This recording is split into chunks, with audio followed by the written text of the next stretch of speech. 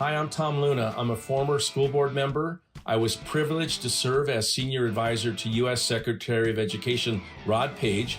I also had the honor of serving for 8 years as Idaho State Superintendent of Public Instruction. During that time, I also served as president of the Council of Chief State School Officers. One thing I have learned in all these experiences is that educating children is not rocket science, it's more complicated. On my podcast, Swimming Upstream, we will visit with courageous leaders who challenge the prevailing tide and inspire all of us to swim against the current. Let's jump in. Welcome, folks, to another episode of Swimming Upstream. I'm Tom Luna, your host, and folks, we are here at the ASU GSV Conference in San Diego, and this is our studio for the time that we're here. This trailer, if you will, camp trailer that has been renovated and created a studio for us. So we're kind of having fun camping out here in the parking lot here at the ASU GSV Conference. And we've got a great guest. Our guest today is Gordon Jones, who is the president of College of Western Idaho, right in the county where I live, and I could throw a stone for where you're at. And we want to visit with Gordon because of the great work he's doing in Idaho at the community college level. And but first off, I just want to say, Gordon, thanks for being here and thanks for participating in this. We could have connected in Idaho, but we traveled 1,000 miles to come here and connect. But appreciate, we met a few times in Idaho and had great conversations, but thanks for doing the show today. Yeah. Thanks, Tom. I appreciate it. I get the chance to obviously spend time with you and share the story or the stories that come out of what we do at CWI. It's a pleasure. It's a pleasure for me. And one of the stories, I think the story begins with kind of your background. And let's just start with that. You've been in K-12 as a teacher. You've been in the business field. You've been at Ivy League, led a department at Ivy League schools and stuff. So let you tell the story, but I think it's a very diverse background, which is, I think, unique, but also very valuable and rewarding for the students at CWI. Yeah, I mean, I as you say, I mean, I think I have a background that, in a lot of ways, I think my background is more approximating the careers that many of our 20-somethings are going to be experiencing, which is chapters. Yeah. As you mentioned, I've been a high school teacher. I've been in the private sector at large organizations. I've been in some startups. I've had the chance to both teach in higher ed. I mentioned teaching in K-12, and then in administration and leadership, different levels within schools at very different levels, a Harvard, a Boise State, and now College of Western Idaho, a 2-year public. I think of the background quite honestly, and I like backgrounds that have that diversity, multiple organizations, multiple sectors, because it creates a lot of context and it reflects the fact you're going to run into a lot of different people, a lot of different situations. You're going to look how problems are solved from different organizations. And that to me is strength. I believe in that sort of diversity of background that can allow people. I think personally for me, it's also led to a lot of context thinking. I like to understand the context. I like to share context. Yeah. And but that being said, what I love about the field I'm in now and where I've arrived is I've had a chance to see 30 years ago, K-12. I actually did college counseling as well at a small school in Arizona. Yeah. We rural education as well. A lot of ranching, a lot of Native American families, learning about each decade, the story from each perspective. But to me, sort of picking up from 2010 on, I think at Harvard, I had the chance to be the inaugural head of what's called the Harvard Innovation Lab. Really an opportunity for an elite Ivy League institution, tremendous aggregation of talented individuals from around the world, but leading an organization where they could apply ideas, meet faculty in a cross-disciplinary arena, and really apply those ideas that those Harvard students, and Harvard students range in age from 18 to 45, and see what students can produce. I think we're in an era now where we believe all ages can produce. This is not maybe in the pre-internet time when it was much more of a pattern where your productivity was revealed. we have today 13-year-olds making six figures right, with right. entrepreneurial endeavors. Yeah, And I've always said nobody cares where you went or how old you are if you have a solution to a problem. yeah. So we're in a very interesting era, and Harvard was that first chapter. Boise State was really my love of learning about where public higher ed is at and where do we serve regionally and locally. And my belief today with CWI and the College of Western Idaho is we're in an era where we need to be demonstrating what we do in a way that instills, not erodes, public confidence. Yeah.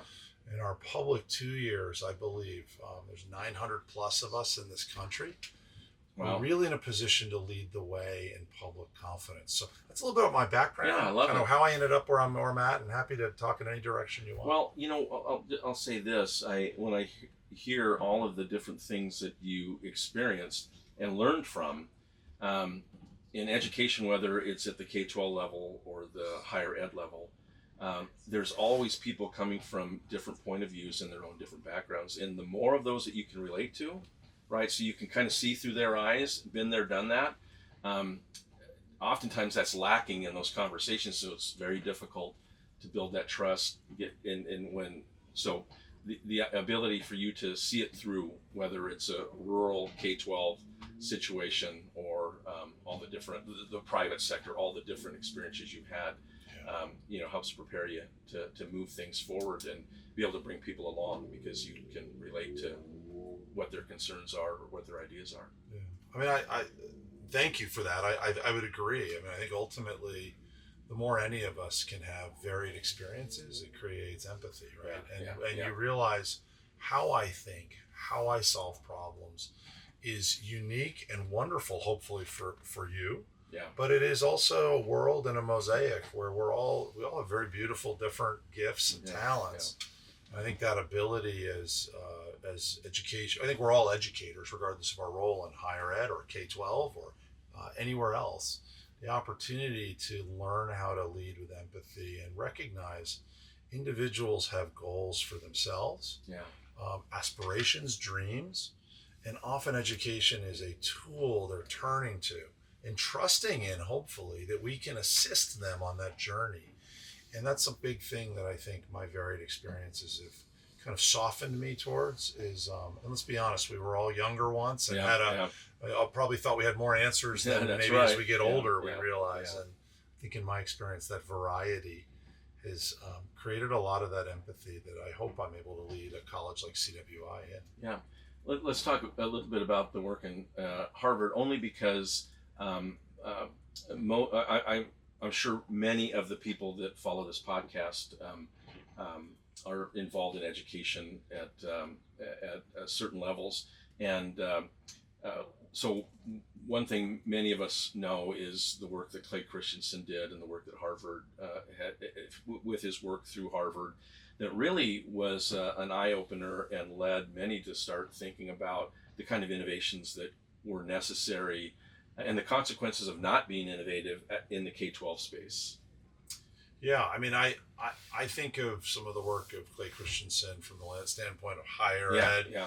Well, he's pretty bold about that also. Yeah, I mean, we're seeing today many things he talked about. Now, I think he wanted to give people a sense of the scope of what he was looking into that window into the future, and he had some sort of predictions that I think initially, if you go back in time, people were either scoffing or sort of couldn't believe he was predicting a contraction in higher ed at a scale. Yeah.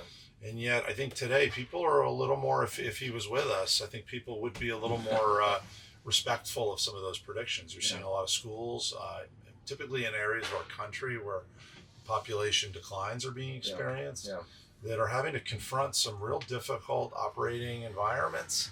It's putting a lot of cultural pressure, and those institutions are in many cases either merging, closing, or finding hopefully a creative way to come out of that collectively as a group. But that the time at Harvard also talked to me, really informed from my standpoint that we are 4,000 higher ed institutions plus in this country. We want, and I believe health lies in our focus on being heterogeneous, not homogeneous. Yet so often there's a push and a pull and a tug, and it comes to some of his work in The Innovator's Dilemma around whether we need to anchor ourselves in this model that has guided us for decades. Yeah. Or is it time to sort of migrate, whether that's an unmooring from the past or a migration from the past, is up to individual institutions. But fundamentally, I tend to side on the side that we need to be recognizing we're undergoing some fundamental transformations, whether that be globalization, many of that's technology enabled, but the promise of technology and the perils. You think about from that the rise of substitutes and alternatives. We think about fast moving, changing nature of jobs. This idea that a job might be similar for 30 plus years is being blown up all the time. Now, I'll leave individual conclusions to those variables that I believe are at work today up to individuals. Some individuals say, well, that's why you need to stick to the traditional model, and they'll have their argument. I don't spend as much time on that as much as I believe our relevance is back to that individual learner and the goals they're asking us to help them achieve. And, here at this conference, I heard a great saying, which is we need to spend less time telling students what they need and more listening to what we hear them want. And I think, again, that Harvard time informed that for me and led to a lot of my work at Boise State and now CWI. Yeah, I think to your point, Gordon, is that a lot of what was being talked about back then, and really wasn't that many years ago, but now we're beginning, most people have grasped the realization that is here, and how we're going to respond to it, and try to play some catch up, right, with that. So let's talk specifically about your work at CWI, and just for some background for people outside of Idaho, but CWI is a new school, relatively. It wasn't that many years ago that we went through the effort of opening a second community college in the Boise footprint area, Boise, Idaho. It's been needed for a long time, struggled to get it there, but everything that was predicted proved true when CWI opened. There was a demand for a 2-year community college. For many years, CWI was the fastest growing school, one of the fastest growing in the country, definitely in Idaho. I think that continues to be the case. And I don't recall how many thousands of students you service now, and the work that is being done there. Yeah, I mean, this is an interesting story because you were part of the origin story. It actually predated my arrival in Idaho. But again, for listeners, Idaho did not have at the time, in 2007, a Metro Boise focused community college, one of the largest metro areas in the country without a community. We had one down in Twin Falls, right? And what we call the Magic Valley. We have them all the way up north on the Canadian border, but nothing right where the largest population center in the state was. Yeah, and Idaho, for listeners, half the state's population roughly lives in the Metro Boise area. The rest is scattered through a beautiful, large, wonderful state for those of you that haven't visited. But it's 15 years old. And yet we're already this year serving 31 unique individuals. That's not non-duplicated. For something that could be a class. 31,000. 31,000. Yeah. So in one way, I've just talked about Clay Christensen and change and contraction. We actually are bucking the trend, and some of that has to do with just the growth trends that I don't control, nor you, which is that there's population migration that's going to the southeast and Intermountain West. And so in one sense, for listeners, this is either an exception story or it's a story that we all could draw lessons from. But we do happen to be in a growing area and underserved. There's pent up demand. But a 15-year-old institution with 31,000 individuals served is really a rocket ship on the landscape of higher ed. Now, within that, I think what's interesting is, again, the beauty of community colleges more broadly is in this era where I'm watching so many schools, back to my Harvard time, this idea of homogeny, and I always say there's so many leaders that I think ought to be really reflecting on the fact, is what I'm trying to do with our institution, the journey I'm going with our faculty and staff and students and parents on, is it really well suited for our institution? So many feel to me like they're on what I call the 200-year plan to become Harvard. And I look at public entities and I say, wait a minute, our social contract, our origin story is about serving locally or regionally. Right. It's not about pride in how many out-of-state students we get. I think that's often been a strategy associated more with retaining economic stability than anything that has to do with the origin story. Now, again, we welcome students from all over. Now at CWI, we do have 98% of those 31,000 are actually coming from Idaho. So, but for my four-year colleagues, what I'm reacting to and noticing is some of those strategies lead ultimately to a slow walking disconnect from your local community. And in our large community, you have now in Idaho, statistically with residency, north of $100,000 to get a bachelor's degree. And the problem with that, and again, most viewers may not know Idaho statistics specifically, but think about your own state. When you have a six-figure bachelor's degree for public entities, and yet your median household income is under $70,000, what you learn is that's actually a significant portion of the borrowing capacity. So college is no longer the affordability, to translate it. You got almost a luxury price thing. So CWI is about tremendous affordability with employment and empowerment directly. We do affordable, employable education. It's very difficult for many other institutions to be that simple in a statement. And that's the beauty of what we offer our residents. So that's still my high level, but it sets the stage for why CWI and community colleges overall are, I believe, sitting squarely on this next chapter of higher ed's history and how we can actually be leaders, not just servers. So I think that society and the people of the communities and stuff have come around to realizing that not everybody needs a 4-year degree to succeed. Most jobs require more than a high school diploma, but not a 4-year degree, not necessarily a professional degree, but they need more.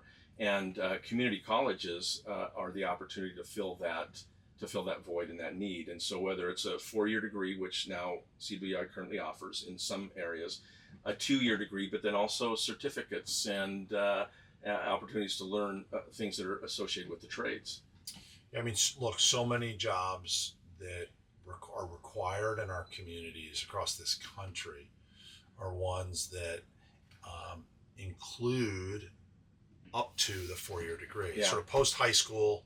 It could be certificates that get you certified in QuickBooks or different certifications. It could be right through the trades. The community colleges, we have 121 programs at the College of Western Idaho. Many of those are in the trades, from not just diesel engine repair, but also into things like HVAC, plumbing, electrical. You go down the list. We do all the health professions, but then you get into some of the technology-informed professions. We've got mechatronics with the whole CHIPS Act. These are fundamentally future-forward jobs. Mechatronics, and high-paying jobs. All high-paying. We don't have a degree other than RN nursing that costs more than $10,000, and yet most of what we prepare our students for in the market for employment pays $50,000 to $100,000. That is right there. If our podcast ended now, that is the story of community college's economic uplift, which allows communities to not only have vitality, the employers, but the individuals themselves to experience what we all believe is, frankly, a big part of what I call the American dream, right? Or what we think of, is that you can, in one generation, experience uplift. So many countries, that's a difficult proposition. Yet in this country, we have a mechanism for all to experience. The problem is we have to make sure that affordability is there. Because the higher our costs go, the more the consequences are of failure. And I hate to sound bad news, but half of all people in this country who start higher ed don't finish in 6 years. So there are real people. You said 6 years, right? It's not 6 4 years, but 6 years. And that's nationally, and that's U.S. Department of Ed. It's not a CWI data.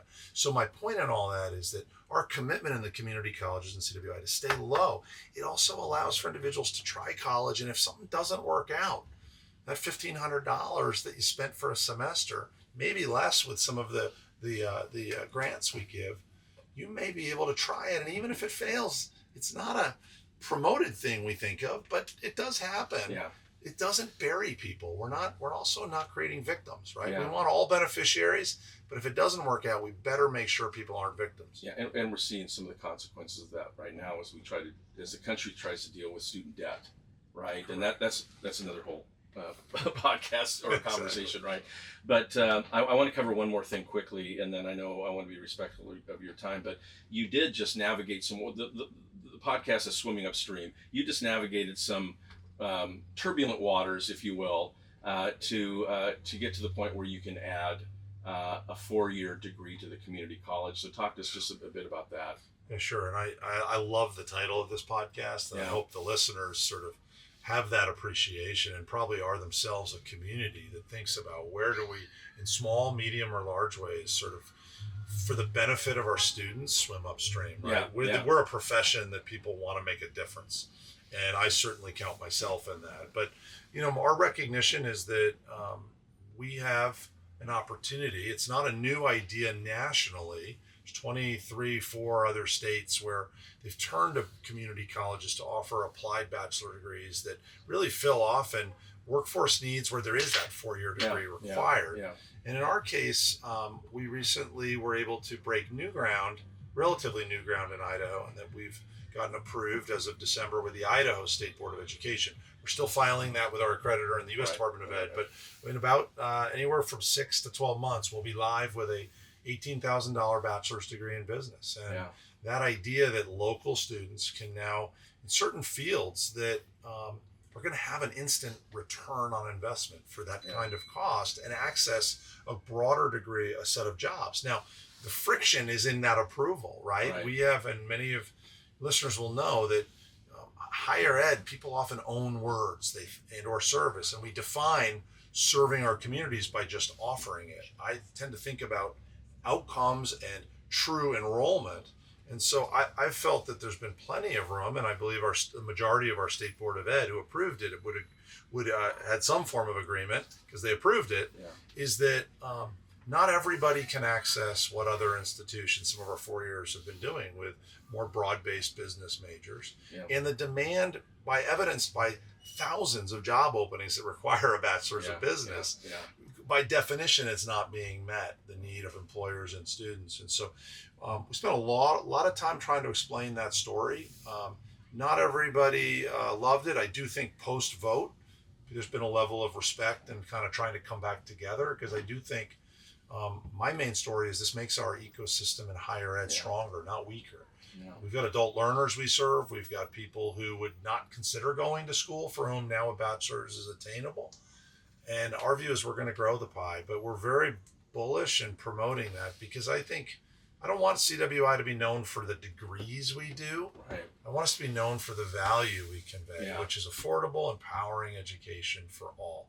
100% of people get in, and we have a level of affordability that is going to be unmatched, and it's a testament to the state. We have that offering. I think it's a great way to wrap it up. Well done, and appreciate the work in the past and the work you're now doing in the great state of Idaho, state we both love, and our families are there, and just appreciate the work, Gordon, you're doing as the president of the College of Western Idaho, and just excited to learn more and watch that play out, and the students and the families that really is going to make generational change, because opportunities that they have that they probably thought had passed them by. So thank you. Appreciate your good work, and thanks for being on the show. Thank you so much. All right. Thank you for listening. And remember, our children may only be 22% of our population, but they represent 100% of our future. If you found this conversation valuable, subscribe to our YouTube channel and find us on your favorite podcast platform. Swimming Upstream is part of the Strategos Podcast Network. To view the entire lineup of our shows, visit our website, strategosgroup.com.